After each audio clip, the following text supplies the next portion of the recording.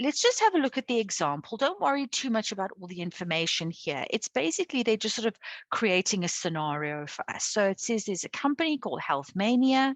They wanted to, or they did, they conducted a survey in Gauteng to find out which age group most frequently uses their health supplements. And the company determined the ages of a sample, and then they recorded and sorted it all out, and they wanted to market a health supplement to the age group in Gauteng that most frequently uses their products. Okay, so this is what they discovered, all right? When it comes to class interval, this is the age group of people. Okay, so the first column are age groups. Okay, so if you have a look, it means that no one between the age of 0 and 10 used any health supplement. Okay, then between the ages of 10 and 20, there were 11 people. Between 20 and 30 years of age, there were 14 people. Between 30 and 40 years of age, 17 people, etc., etc. Right. So what we've done here is that we have grouped the ages together. So we don't know exactly the age of each person in a particular group. We just know that they were somewhere between 10 and 20 years of age, or 20 and 30 years of age. All right. So this is referred to as grouped data. Okay, where we've got these class intervals and things have been grouped together. All right, so frequency, the frequency column tells us the number of people in that age group. So this is the number of people in any particular age group. Okay, so you can see here there were 0 people between 0 and 10 years of age. There were 11 people between 10 and 20 years of age, etc., etc. Now we come to the cumulative frequency column. In English, the word cumulative comes from the word accumulate. And if something accumulates, it means that it adds up. Okay, Jude, I haven't forgotten. I will talk about it, okay, I promise. All right, so if something accumulates, it means that it adds up. And that's what the cumulative frequency column does. All right, it adds up everything that came before. So we can see that in this row over here, there were 11 people, plus the frequency of the previous column, there was 0 people in the previous interval. So 0 plus 11 means our cumulative frequency here is 11. Right. In order to get the next cumulative frequency of 25, we would add 14 to the 11 in order to get the 25. And then our next cumulative frequency is 42. So we've added 17 to 25 in order to get the 42. So that's what they mean by cumulative frequency. Okay, it is accumulating or adding up. All right, why do we do this? We do this because it gives us a running total. All right, so a running total means that at any point in time, we can look and we can say, okay, in the 30 to 40 class interval, we could see that there were 42 people who were 40 years or less that were using a health product. Okay, that's the purpose of the cumulative frequency. Okay, so it tells us how many people or less. So over here, the cumulative frequency is 62. So that means that 62 people were 60 years of age or less. Okay, or here the cumulative frequency is 68. There are 68 people in this survey, okay, who are 70 years old or less. Okay, that's the point of a cumulative frequency graph. Okay. when you now want to, so often what they get you to do is they get you to fill out the cumulative frequency column. And then once you've done that, they then want you to plot the points on the graph and draw the ogive. Okay. So your ogive has to have an x-intercept. I'm going to write that over here, but I'm probably going to have to rub it out. It has to have an x-intercept. Your x-intercept is always going to be the lower bound of your smallest class interval. So we're not going to consider this one because there wasn't anybody in it. This is our smallest class. Okay, so 10 to 20 was our smallest class. So 10 is our lower bound. So our x-intercept for this data would be a 10 and 0. Then the points that we plot are plotted with the upper bound of the class interval against the cumulative frequency. So you can see here the first point, I mean, apart from the x-intercept, would be at 20 and 11. And then the next point would be at 30 and 25. Okay, and then the next point at 40 and 42. All right, and so onwards and so onwards. And then 50 and 55. All right, and we would plot all those points, and eventually you end up with an S-shaped curve. Okay, so it kind of ends up looking something like that. All right. And it's supposed to be a smooth curve. There's no, you don't draw it with a ruler. You must draw it freehand. And I'm going to show you just now how we would actually draw one of these. Okay, is everybody happy with that? Are there any questions so far? Does this ring a bell from grade 11?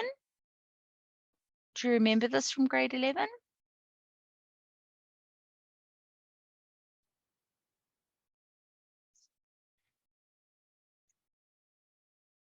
Yes? Okay. All right, that's good. Yes. All right, Cool. nice.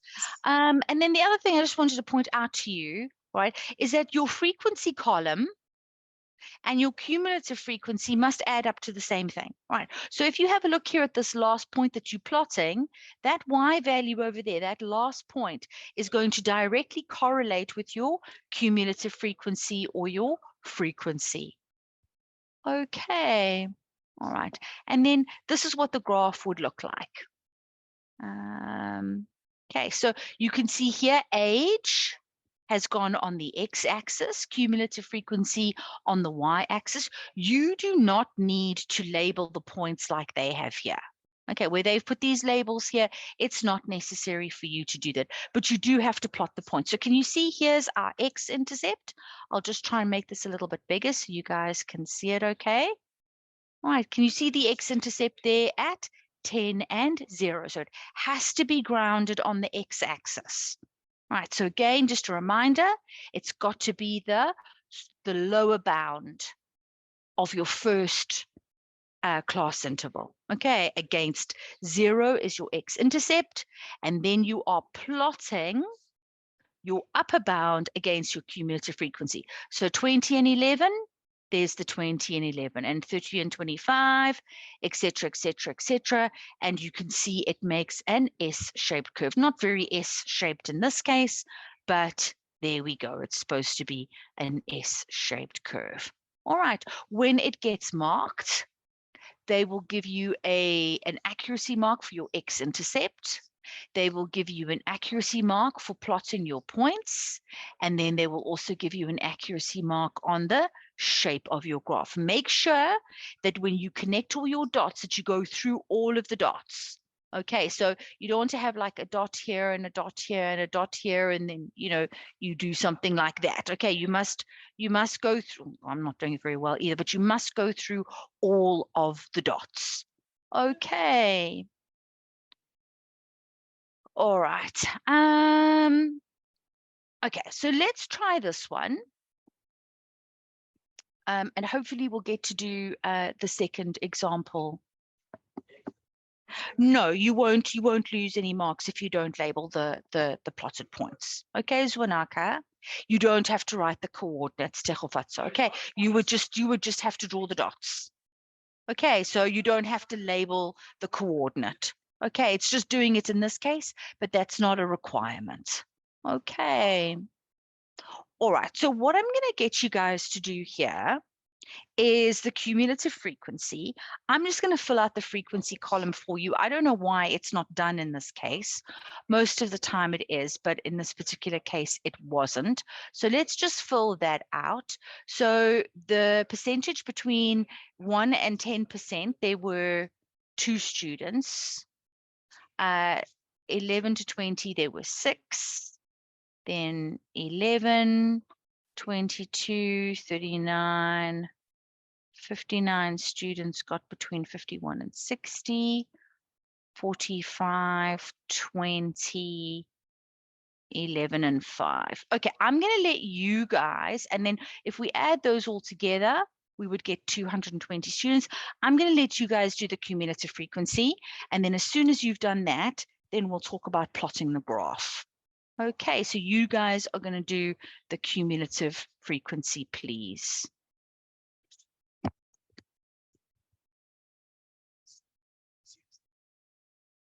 Okay, so Lesedi, I'm going to show you that now. Don't worry about that right now. Just work out the cumulative frequency, and then I'm going to show you how you ground it on the x-axis again. Okay, don't stress.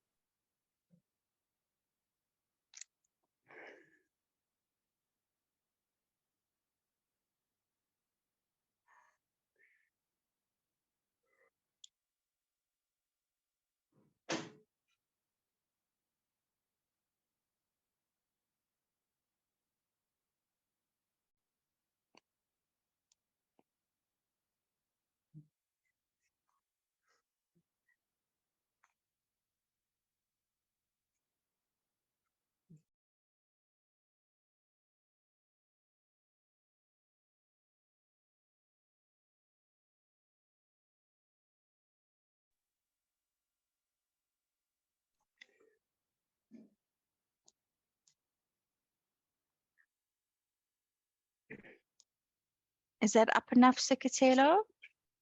You should be able to see okay here.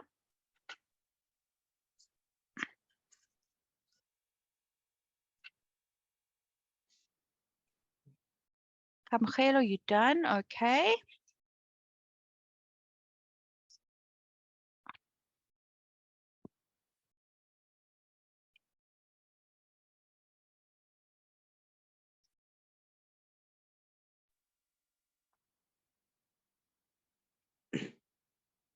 All right, so everybody's done just about good.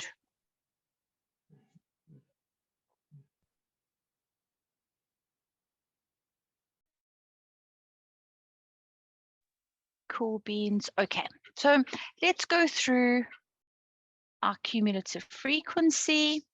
All right, so here we should have had 2. Here you would have had 8. Here you would have had 19. Okay, next row you would have had 41. Next row you should have had 80. Then 139. Then 184. Then 204. Then 215. And 220. Okay, did everybody get that correct?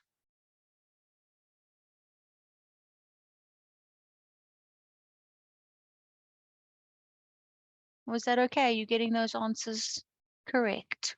All right, so it's not supposed to be difficult. It's giving us a running total. Okay, so if I look at, if I'm over here, all right, if my cumulative frequency is 19, what does that mean? It means that 19 students got 30% or less for the exam.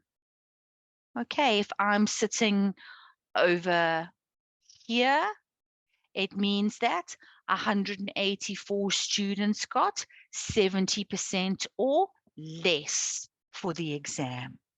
Okay, that's what my cumulative frequency is telling me about the data. Okay, does that make sense to everybody?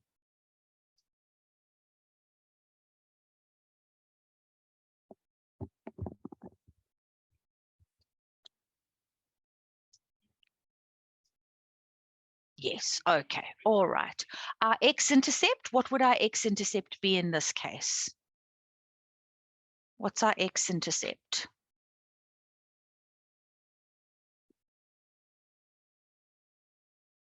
Good.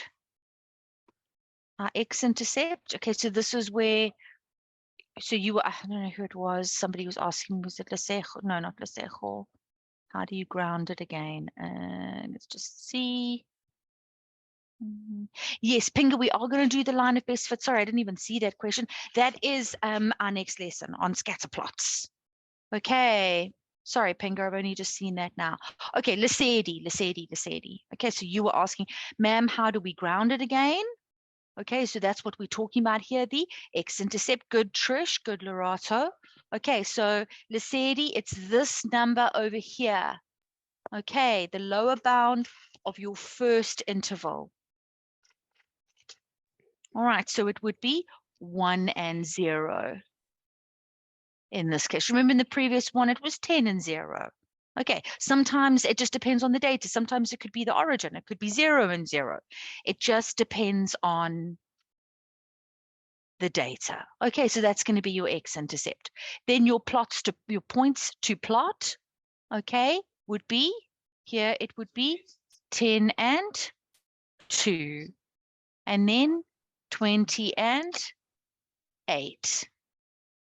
30 and 19, etc., etc. Okay, so 40 and 41, and 50 and 80, and 60 and 139, 70 and 184, 80 and 204, 90 and 215, and then the last point that we would plot would be 100 against, whoopsie, against 220.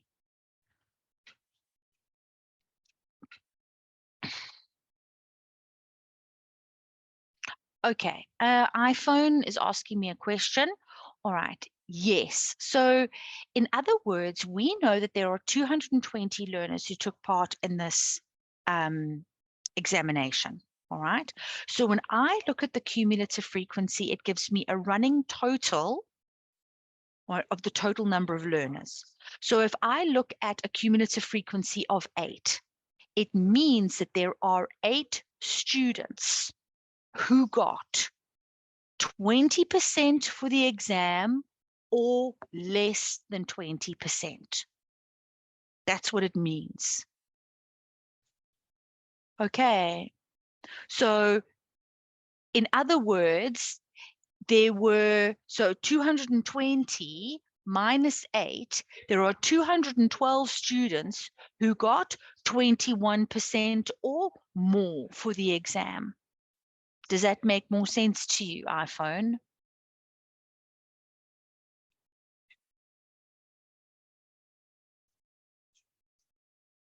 Okay. Pinga, you know, so it's the other way around. Okay, so you've got to find the position of the quartiles on the y-axis and then read down to the x-axis. Okay, because remember your marks are going to go here on the x-axis. Your cumulative frequency is going to be on your y-axis. Okay, so can we go 2, 4, 6, 8, 10, 2, 4, 6, 8, 10, 2, 4. Okay, so I'm just going to go up in 20s. Just do that quickly. Normally, this would be given to you.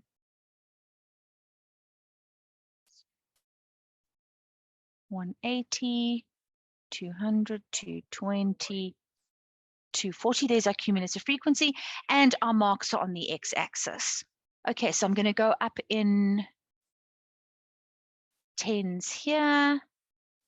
10, 20, 30, 40, 50, 60, 70, 80, 90, 100.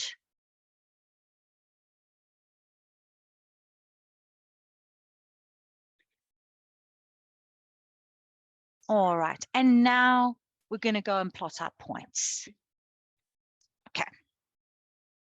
All right, so we said that the first point was our x-intercept of 1 and 0. So let's use this color over here. So I guess that would be somewhere over there.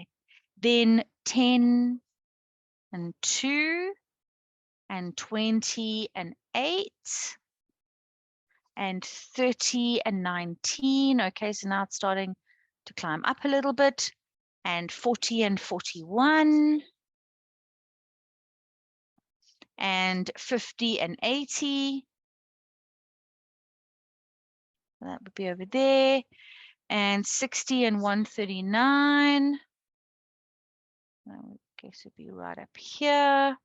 70 and 184.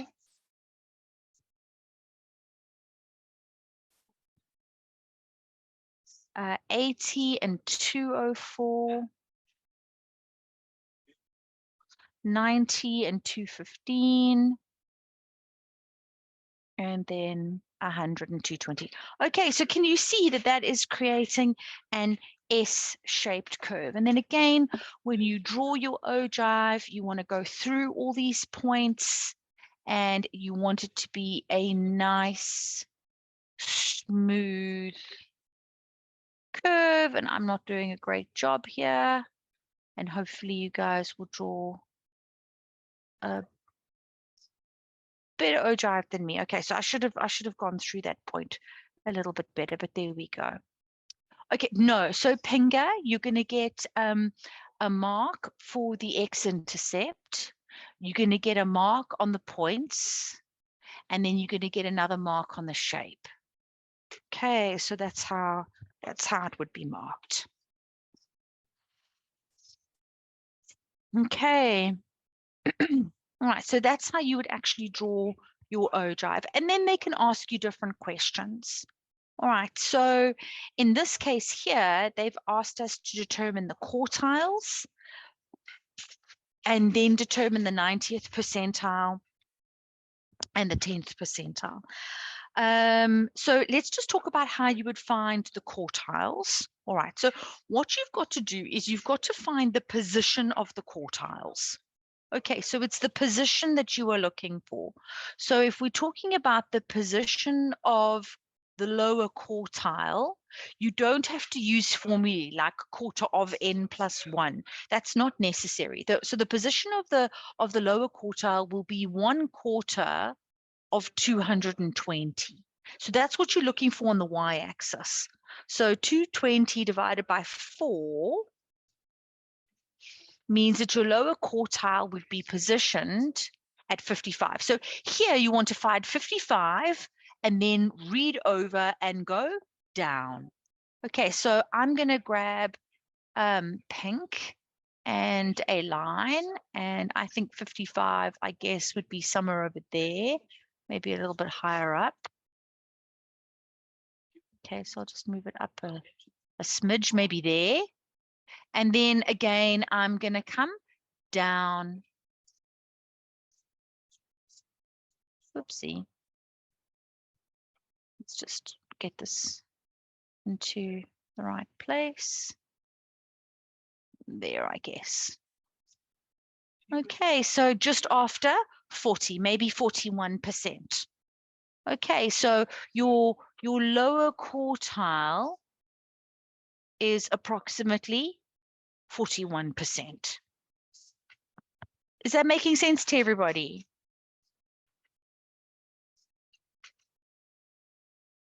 So again, when you want to find the position of your median, it's halfway. Okay.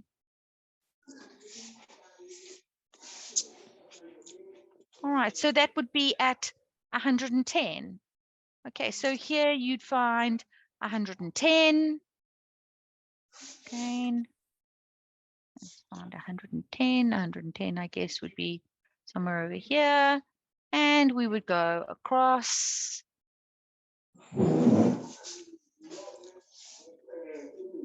And down. Okay, and then you're supposed to show this. Okay, so you must show, if they've asked you to read off, you must show where you've read off. Okay, so maybe 54%.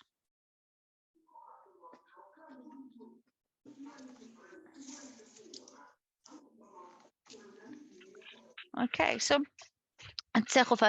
you have to find the position. Okay, the position of your lower quartile. Okay, so your lower quartile is positioned 1/4 of the way into the data.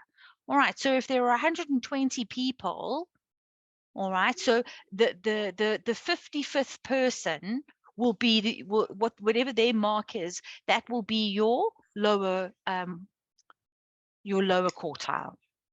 All right, so it's a case of finding the position of the lower quartile is 1/4 of a way into the data. The position of the median will be halfway through the data because it's the middlemost. The position of the upper quartile, okay, will be 3/4 of the way into the data. So that's its position. Okay, to find out what the value of the quartile is, you've got to read down off the x-axis because the quartiles are the marks. So that would be at 165. So again, you'd find 165, wherever that may be, round about there, and you'd go across and down. Okay, that's not brilliant. I'm going to move that over. Come on. Well, now the line doesn't want to move over. Let's see if I can grab it. There we go. Maybe there. Okay. So maybe 65%. Is that better, Tsegofatso?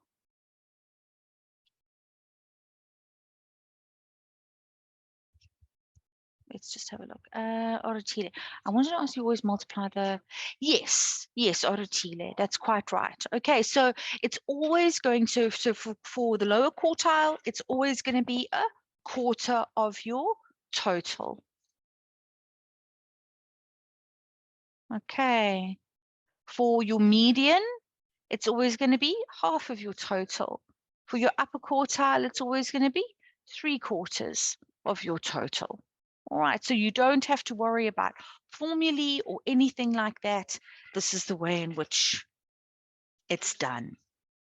Okay, so if they ask you for the quartiles, that's what you do. Okay, Kamagelo, you've got a question? Hi, ma'am. Hi, Kamagelo.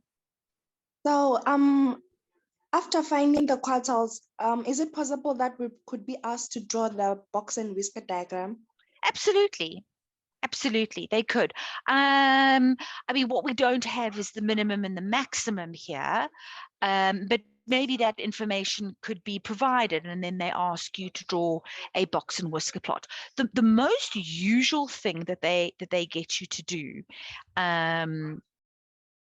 is to answer questions, and I'm going to show you some after this, like write down the modal class, work out the percentage of people that got, 80% or less for the paper, something like that. That's generally the sorts of questions that they ask you. Okay, but they could ask you for a box and whisker plot as well. The other thing that they could ask, which I haven't planned to do with you this evening, and I must show you guys, is if they ask you for the mean, for an estimated mean. So you need to know how to be able to do that as well. It's something that gets taught in group data in grade 10, and sometimes comes out in matric as well. So yeah, not this lesson, but one of the lessons I'll show you how you would calculate an estimated mean of group data. I just want to go back to the chat, everybody. Bonga, please explain how you got 65%. Okay, so Bonga, I wasn't working out, how I got the 65. I was finding the position of the quartiles. Okay, so to find the position of the lower quartile, it's 1/4 of the total. Okay, so there are 220 students in total. So 1/4 of 220 is 55. So you find 55 on the y-axis and you read across, and then you read the lower quartile off that. So that's why I've got it at about 41%. Okay, for the position of the median, it's halfway. So I've read off at 110. And that's how I got about 54. And then my upper quartile was 3/4 of 220, which is 165. And I read that off, and that's where I got the 65% from. Okay, cool. All right, so if there are no more questions about that, I know they asked us to find the...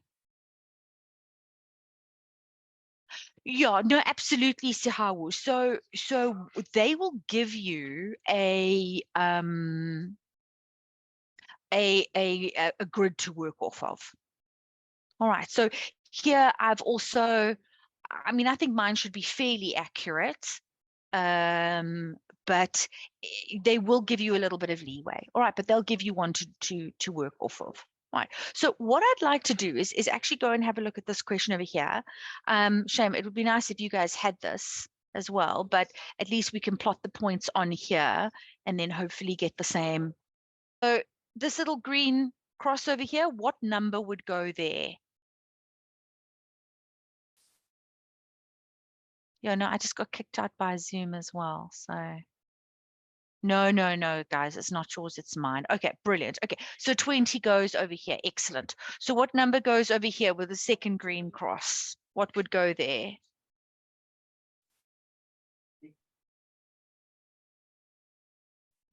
Exactly, it would be 52. Good job. What in the next green cross, what number would go there?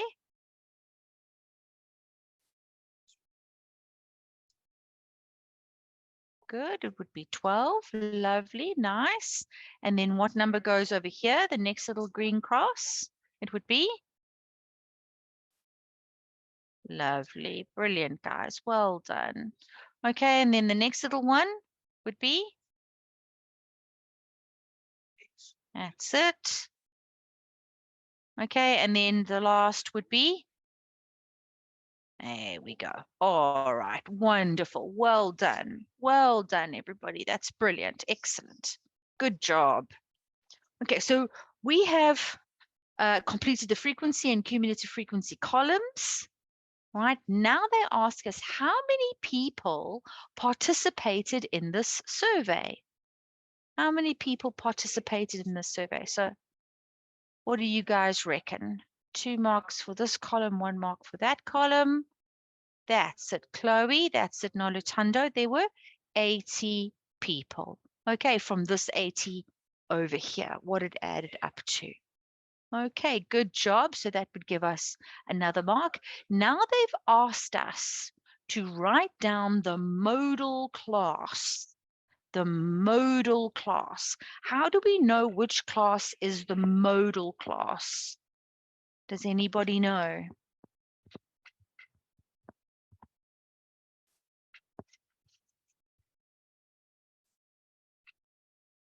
Exactly, Trish. Yes, Pinga, the one with the highest frequency. Okay, so it's the class with the highest frequency. Indeed, it is. Okay, so that would be this class over here.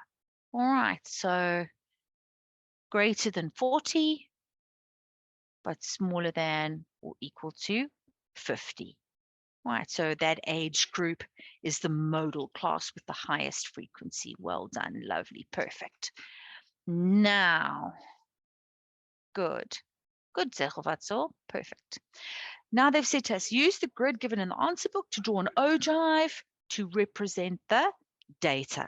Okay, so again, it's got to have an x-intercept, very important. Let's see if we can scooch over a bit and maybe make this just a teeny weeny bit bigger. No, disappear completely because we obviously need to be able to see that. Stick that. Can I watch? Yeah, but then it means your volume needs to be low because mommy cannot put a higher volume, so mommy won't hear. Okay. All right. So our x-intercept. What are the coordinates of our x-intercept, please, Matrix? Coordinates of the x-intercept.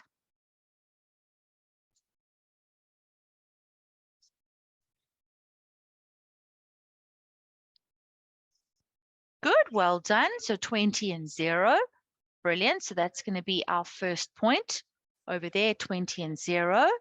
And then our next point is going to be at? What's our next point? That's it, Nolatundo. So 30 and 7. So this looks like it's going up in twos, 2, 4, 6, 8. So I guess that would be over there. And then 40 and 27. And then 50 and 52. How? We haven't gone up. Ugh, that's a bit irritating. Look here, this only goes up to 50. We needed to go all the way up to 80. That's a bit silly. All right. Okay, so I'll tell you what. Let's just extend this. Okay, so we would need 60, 70, 80. All right. Okay, so where were we? We were at 40 and then we're at 50 and 52. So that would have been somewhere over there. And then we were at 60 and 64. So 60 and 64, I guess, would be somewhere over here. And 70 and 72.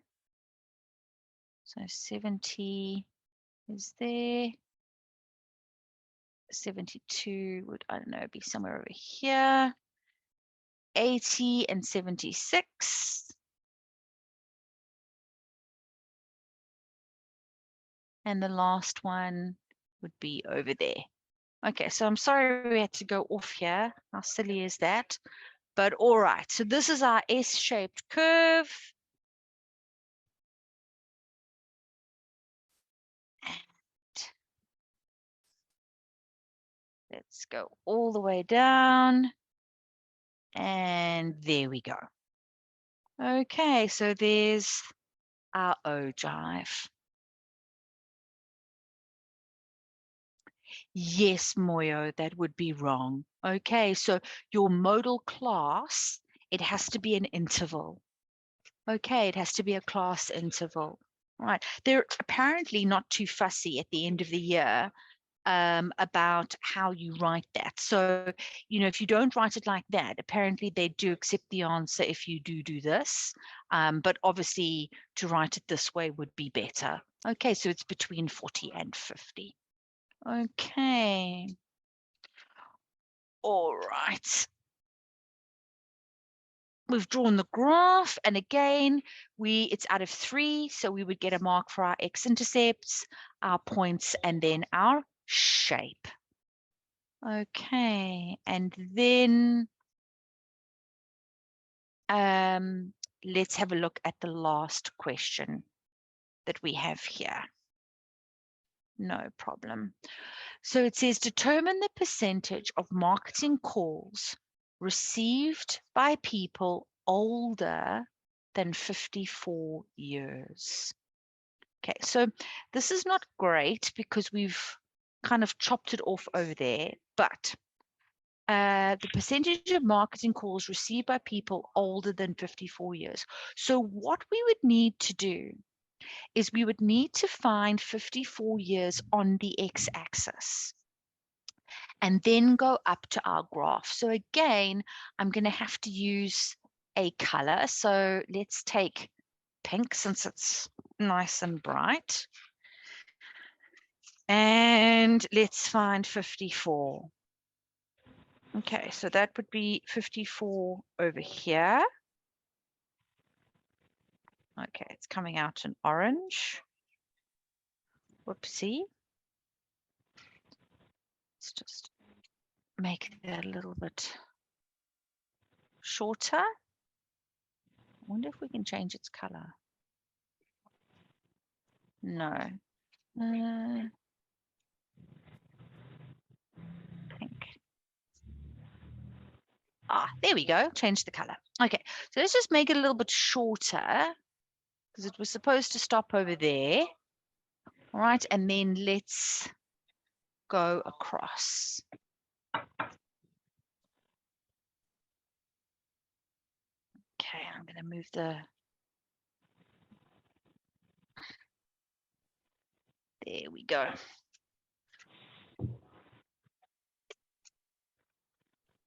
Okay, so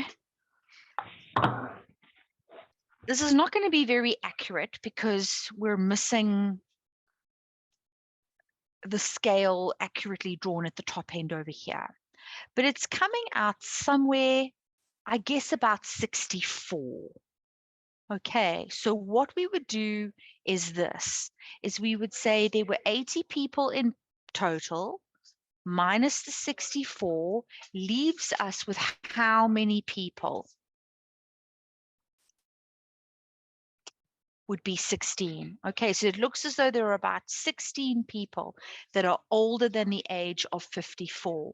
Right, so to work that out as a percentage, we would then say 16 out of 80 multiplied by 100%. Okay, so that would give us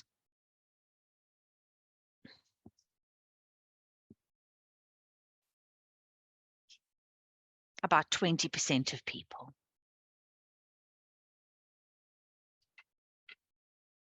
All right, there we go. Yeah, so see, Claire, we've got a little bit of time now. I could always just discuss that with you guys very quickly because I think what we've done here is quite easy to understand. So I'm happy to do that. So see, Claire's just asking about the mean and group data, everybody. I presume all of this is fine. There are no questions on what we've discussed. So you'd get that, and then that would be the 3 marks there. Okay, so there's really no reason why we can't get 4 marks for this section. It's not meant to be particularly difficult.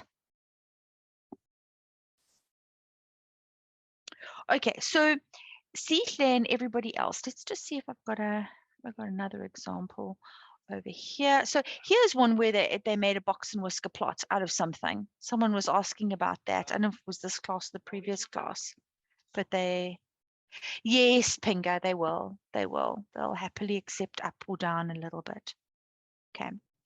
So when you want to find your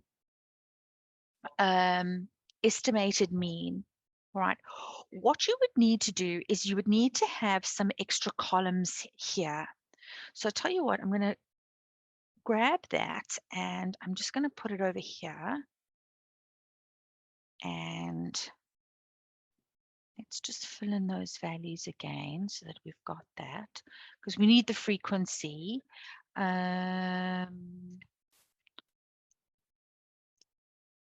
be 52, that's 12, that's 8, that's 76, that's 4. Okay, so when they want us to do the estimated mean,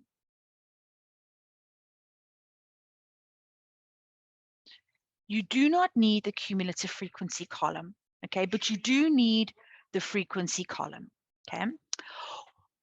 What you need to then do is create another column for the midpoint of the interval, and then you have to multiply the midpoint by the frequency. I don't know if you guys remember doing this back in grade 10. Okay. So the midpoint of the group, so between 20 and 30, the midpoint would be 25. And then here it would be 35, 45, 55, 65, 75, 85. And then what you do is you multiply the midpoint by the frequency. So this would be 25 times 7. This would be 35 times 20. This would be 45 times 25. This would be 55 times 12. This would be a 70, sorry, no, talking nonsense. This would be 65 times 8. This would be 75 times 4, and this would be 85 times 4. Right? So you work out what all of those values are, and then you have to add them up. Right, so it's a bit of a process. Is this ringing a bell? Do you remember this from grade 10?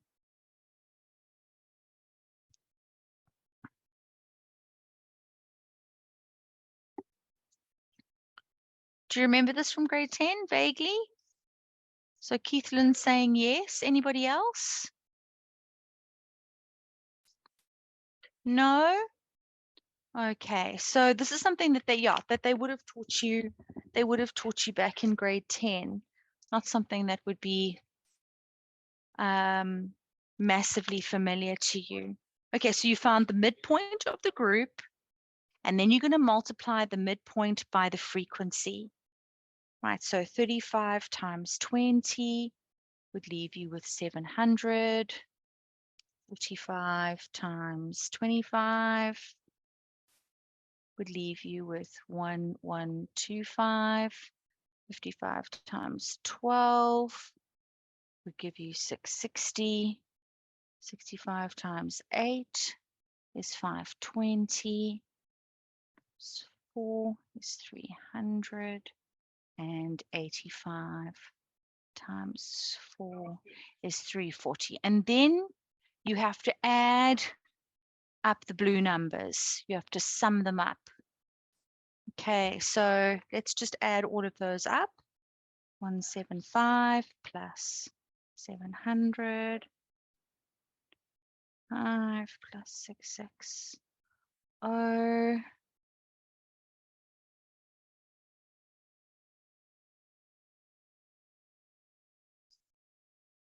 Okay, so if I'm doing this correctly, I have got a sum of 3,820, and we're nearly there. You then have to divide that by the number of people that took part in the survey. Okay, so in that case here, it would be 80 people. Okay, so I would divide that by 80. And there is your estimated mean. Okay, so your estimated would be 47,75.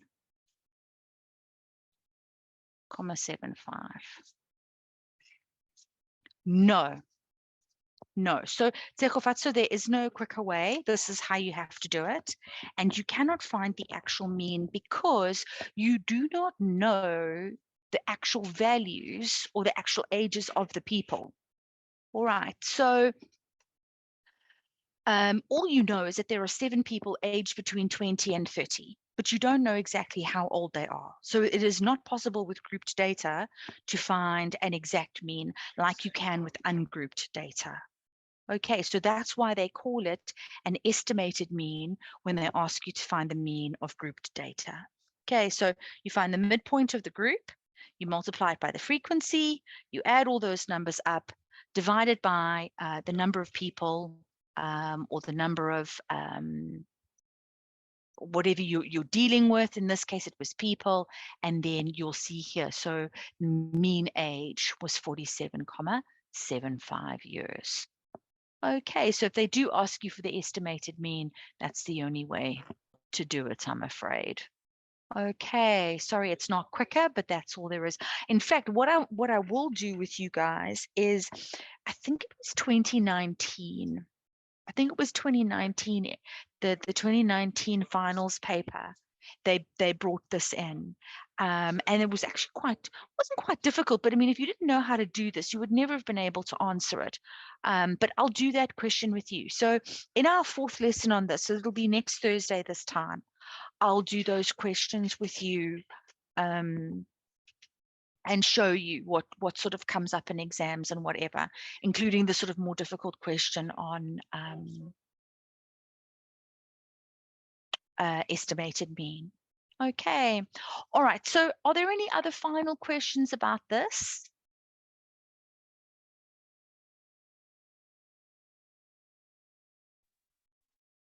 Kamachelo, go for it. Ma'am, Hmm. could you please scroll up a bit? Sure. To where?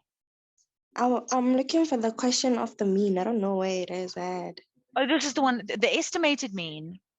Is This is what's on the screen at the moment in the green and the blue. how many marks is it, ma'am? Finding like the mean. If they ask you to find the estimated mean from grouped data, so if they ask you, so in our previous lesson, okay, where we used our calculators to calculate the mean, that was out of 3 marks. That data was ungrouped.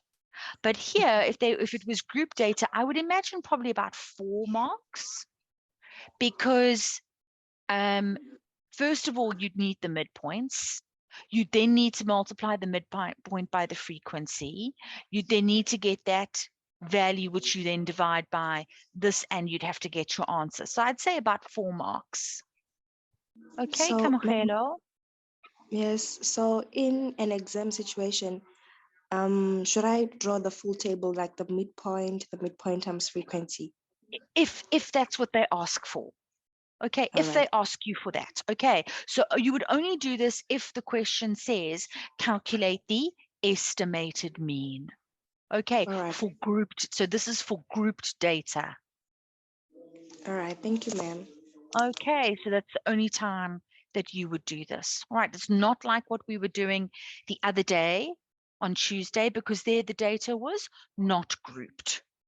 Okay, so if they ask you to calculate the estimated mean, then so Zwanaka, they'll tell you. Okay, you'll know that it's group data, and they'll say calculate the estimated mean. All right, if they just say calculate the mean, then you're not going to do that. Okay. Does that make sense to everybody?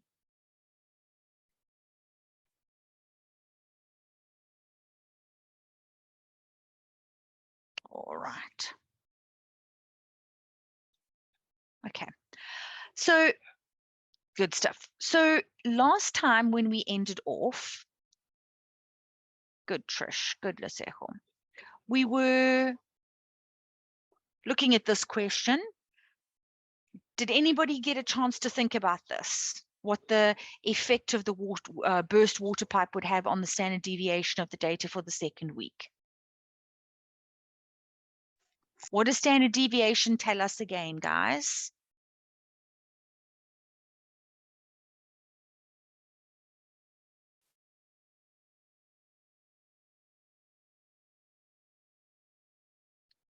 Did anybody manage to think about this?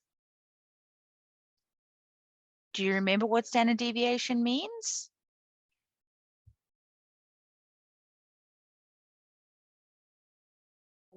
Let's come and check. We should remember that.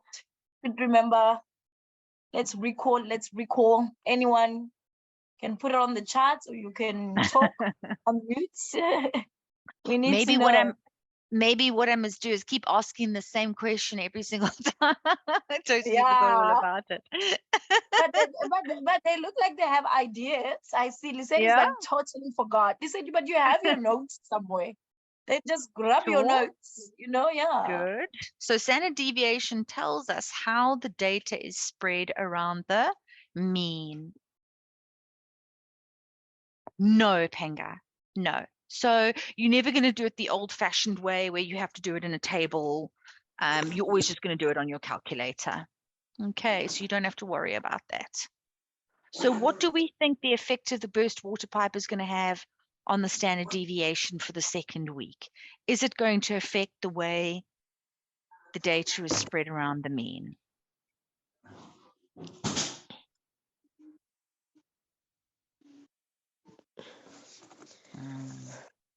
Okay, so what again, I'm going to leave it with you. I was hoping we would have a chat about this, but I'll come back to this again in our next lesson on Tuesday.